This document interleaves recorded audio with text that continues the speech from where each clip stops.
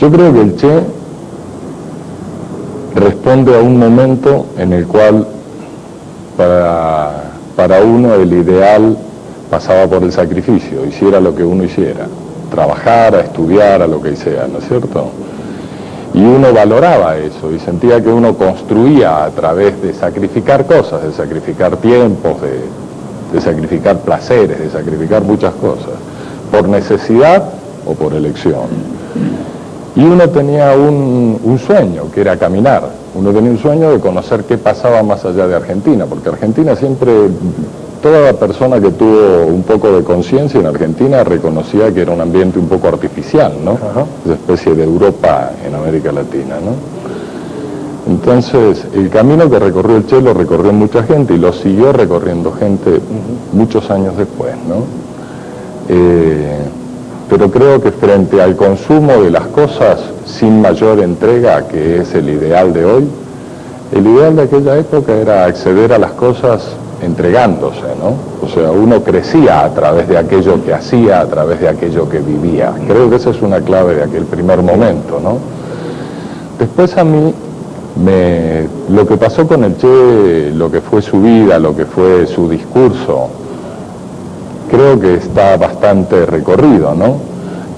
A mí me sorprende cómo detonó en nosotros un montón de cosas cuando dijo cosas pequeñas, no el gran discurso del Che, pero yo me acuerdo cuando decía que para levantarnos por sobre la presión o la opresión que nos producía el capitalismo y Estados Unidos en particular, no hacían falta huevos. Alguien le dijo, usó la imagen huevos, que es muy argentina, ¿no? Muy en general de todos nosotros. Y él dijo, huevos no, huevitos, así de chiquitos. Yo me acuerdo de eso, que lo dijo una vez. Y marcó muy fuerte, porque te dio en una cosa así simple, vulgar, te dio la dimensión de la decisión, de la voluntad, ¿no? Creo que el Che fue alguien que marcó muy fuerte en los jóvenes de Argentina la idea del valor de la voluntad frente a lo que uno quería cambiar, ¿no? Frente no solamente el discurso crítico, sino la voluntad de hacer. Y después a mí me sorprendió esa evolución del Che, para algunos en una especie de Che Cristo, ¿no? Porque fíjate que hay una cosa muy cercana entre el Che y Jesús, como han sido recogidos en el mito, ¿no? Por un lado eso, y por otro lado esta cosa masiva, supuestamente desprovisto de contenido, esta cosa del Che como si fuera solo una forma que gusta como gusta la forma de Jesucristo, ¿no es cierto? Sin embargo, yo qué sé yo, por profesión ya, aparte de las cosas que uno elige jugar, ¿no es cierto? Por profesión trabajo con lo simbólico y este tipo de historias, siento que los símbolos nunca están vacíos.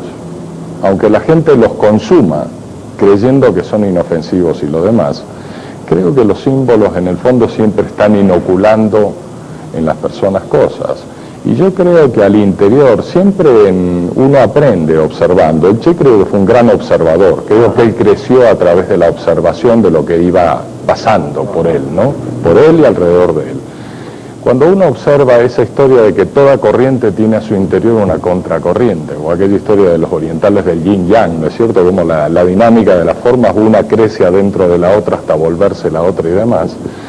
Yo siento que al interior de esta forma, de esta época un poco miserable que nos ha tocado vivir, miserable por falta de gran trayectoria humana, de gran crecimiento humano, mezquina, una época concentrada solo en lo simplón, en lo fácil, en lo mediocre, ¿no?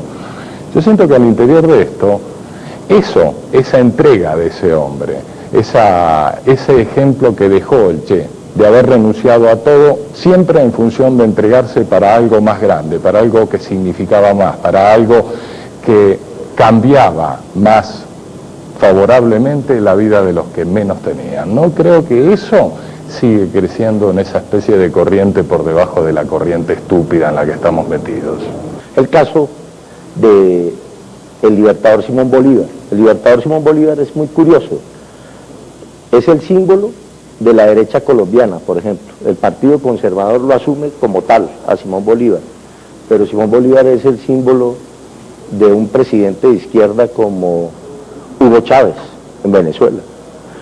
Simón Bolívar es mirado por otros analistas políticos como un gran estadista y además un hombre visionario.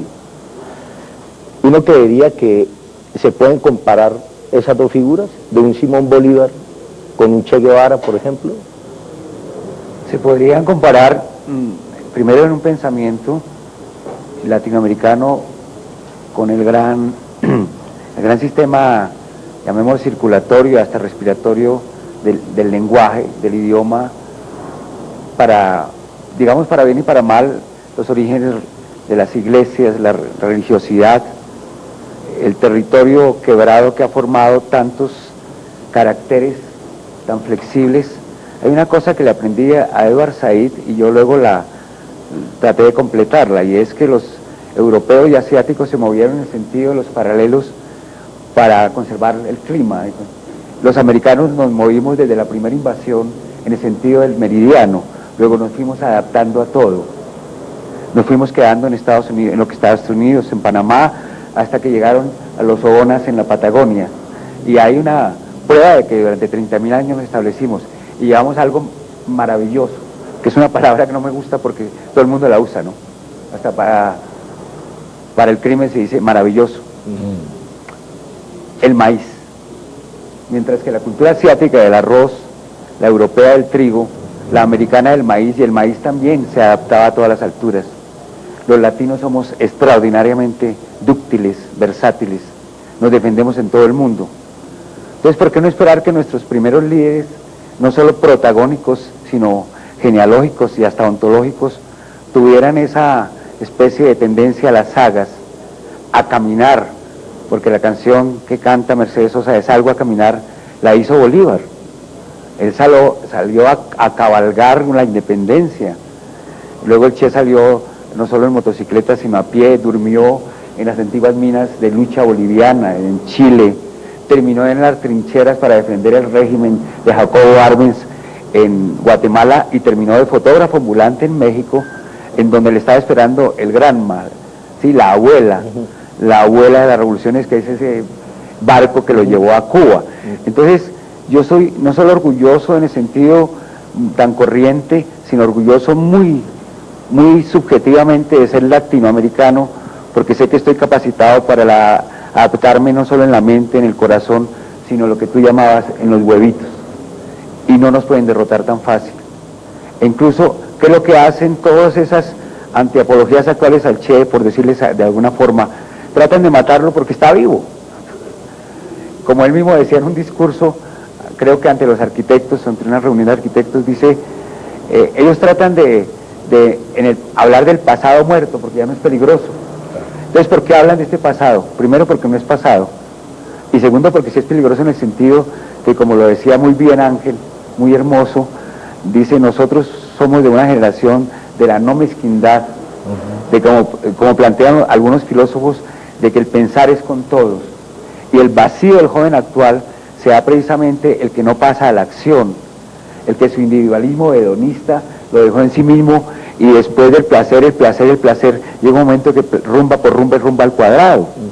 En cambio, el Che de Bolívar y otros, Camilo Torres en Colombia, Camilo, fundador de la Facultad de Sociología de la Nacional, motociclista como el Che, tocador de caja vallenata, toreador, simpático. Yo tuve la gran fortuna de conocerlo, porque era el capellán en las residencias femeninas que este gobierno acabó, de la calle Séptima con carrera Séptima, porque era el capellán de las residencias, y nosotros teníamos un club juvenil allí. Éramos de clubes juveniles, y los clubes juveniles no solo jugaban deporte, sino tenían periódicos, y salían a trabajar en los barrios más pobres, porque nosotros éramos pobres, los barrios más pobres.